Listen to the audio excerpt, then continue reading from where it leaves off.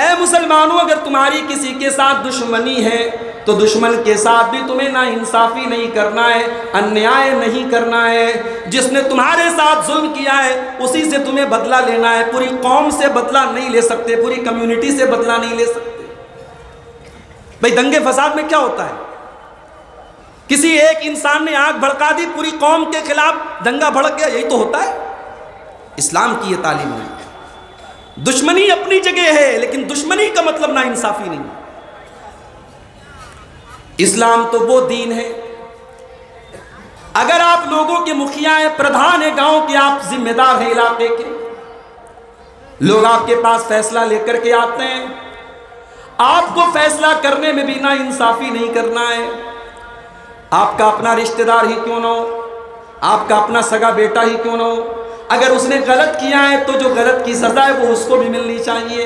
آپ پکش پات نہ کریں، آپ کسی کی طرفداری نہ کریں، آپ کسی کا پچھ نہ لیں، آپ جو انصاف کی بات ہے وہی بات کریں۔ اللہ قرآن میں فرماتا ہے ان اللہ یأمرکم ان تؤدوا الامانات الی اہلھا۔ او لوگو، اللہ تعالیٰ حکم دیتا ہے کہ تم امانت کو امانت والوں کو لوٹا دو۔ وَإِذَا حَكَمْتُمْ بَيْنَ النَّاسِ أَن تَحْكُمُوا بِالْعَدْلِ، اور جب تم لوگوں کے درمیان فیصلہ کرو تو انصاف کے ساتھ فیصلہ کرو۔ انصاف کے ساتھ فیصلہ کرو، یہ نہیں کہ کسی نے چائے پلا دی تو اس کے حق میں بول دیا، کسی نے ٹیبل کے نیچے پیسہ دے دیا تو اس کا پچ لے لیا، نہیں، انصاف کی بات کرو۔ اسلام کی نظر میں انصاف کی ویلو اتنی زیادہ ہے،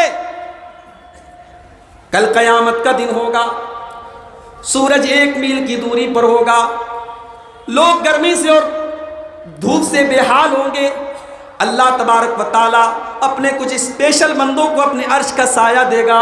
ان اسپیشل بندوں میں اللہ کے نبی فرماتے ہیں سب سے پہلا انسان کون ہوگا؟ امام عادل، جو انصاف کرنے والا امام ہوگا۔ امام کا مطلب یہاں مسجد کا امام نہیں ہے، مصلی نماز پڑھانے والا امام نہیں ہے۔ امام کا مطلب جو لوگوں کا حاکم ہو، جو لوگوں کا ذمہ دار ہو، وہ انصاف کرے گا تو قیامت کے دن اللہ تعالیٰ عرش کا سایہ دے گا۔ اللہ کے نبی فرماتے ہیں ان المقسطین علی منابر من نور عن یمین اللہ، انصاف کرنے والے کل قیامت کے دن نور کے منبر پر ہوں گے۔ آپ نے لکڑی کا منبر دیکھا ہوگا، آپ نے پتھر کا منبر دیکھا ہوگا، لیکن انصاف کرنے والوں کو اللہ تعالیٰ قیامت کے دن نور کے منبروں پر جگہ دے گا۔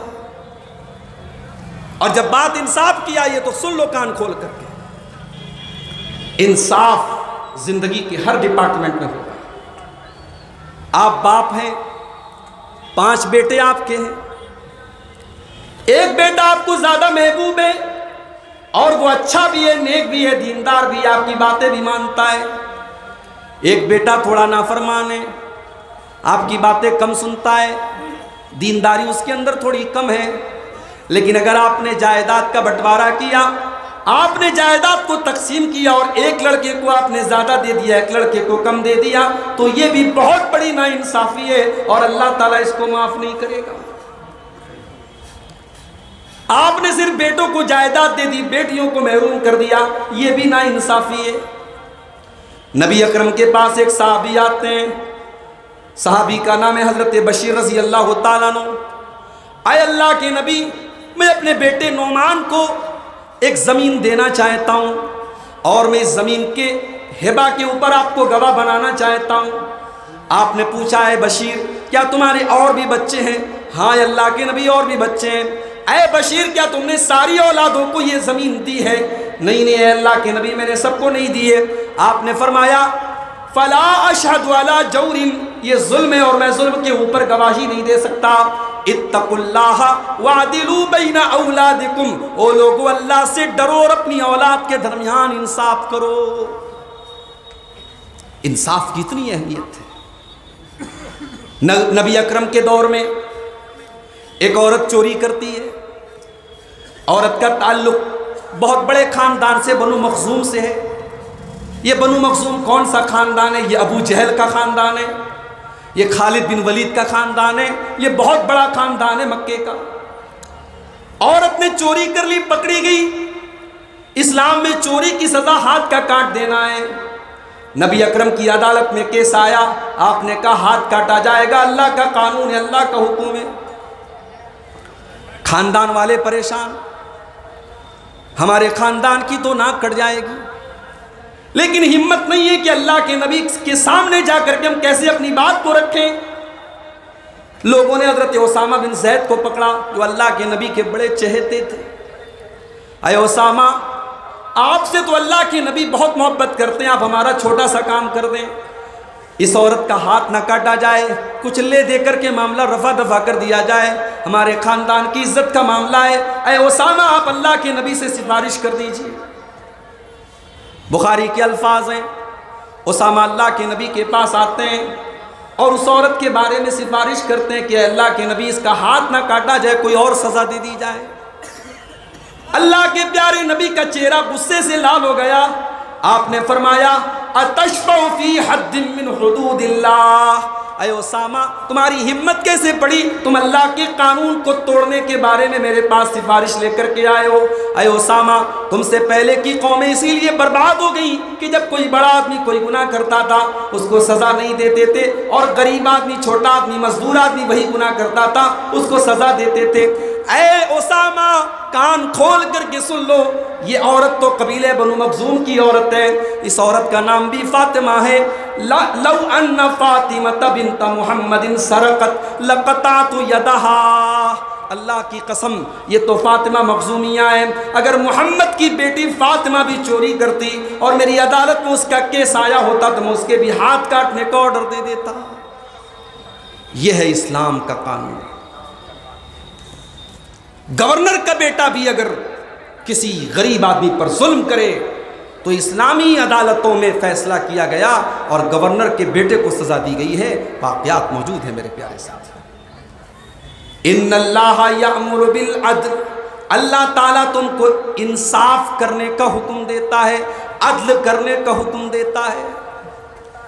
اچھا، عدل کا الٹا ہے ظلم۔ عدل کرنا جتنا ضروری ہے، ظلم کرنا اتنا ہی بڑا گناہ ہے۔ اگر آپ نے کسی کے اوپر ظلم کیا، آپ ظالم ہو گئے، وہ مظلوم ہو گیا، اور اس کے منہ سے اگر آہ نکل گئی، اس کے منہ سے بد دعا نکل گئی، تو اللہ نے مظلوم کی بد دعا کے لیے آسمان کے دروازے کھول دیے ہیں۔ اللہ کے نبی فرماتے ہیں اتقوا دعوت المظلوم، مظلوم کی بد دعا سے بچو، فإنہ لیس بینہا وبین اللہ حجاب، اس لیے کہ مظلوم کی بد دعا کے درمیان اور اللہ تعالیٰ کے درمیان کوئی پردہ نہیں، کوئی رکاوٹ نہیں۔ مظلوم کے منہ سے اگر بد دعا نکل گئی تو وہ بد دعا ضرور قبول ہوتی ہے۔ کبھی کسی پر ظلم مت کرو میرے بھائی، ہو سکتا ہے آپ ظلم کر کے دنیا میں پھل جاؤ، پھول جاؤ، مگر اللہ کے ہاں ایک ایک پائی کا حساب دینا پڑے گا۔ ارے ہم تو انسان ہیں، جانوروں نے بھی اگر جانوروں کے اوپر ظلم کیا ہوگا تو اللہ تعالیٰ ان سے بھی قصاص لے گا۔ اللہ کے نبی فرماتے ہیں، صحیح مسلم کی روایت ہے، لَتُؤَدُّنَّ الْحُقُوقَ إِلَىٰ أَهْلِهَا يَوْمَ الْقِيَامَةِ، او لوگو تم قیامت کے دن ایک دوسرے کا حق ضرور دو گے، تمہیں دینا پڑے گا۔ حَتَّى يُقَادَ لِلشَّاةِ الْجَلْحَاءِ مِنَ الشَّاةِ الْقَرْنَىٰ، اگر سینگ والی بکری نے بغیر سینگ والی پر اتیاچار کیا ہے، ظلم کیا ہے، تو اس سے بھی قصاص لیا جائے گا۔ دنیا میں ہم نے کسی کا پیسہ مار لیا تو دنیا میں پیسے کے بدلے پیسہ چلے گا۔ کسی کی زمین ہتھیا لی، زمین کے بدلے زمین چلے گی۔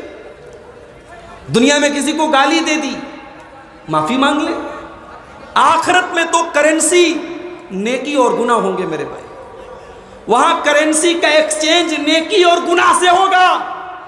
ہم نے اگر کسی پر اتیاچار کیا اور ظلم کیا، ہماری نیکیاں اس کو دے دی جائیں گی، اور جب ہماری نیکیاں ختم ہو جائیں گی تو اس مظلوم کے گناہ ہمارے اوپر لاد دیے جائیں گے۔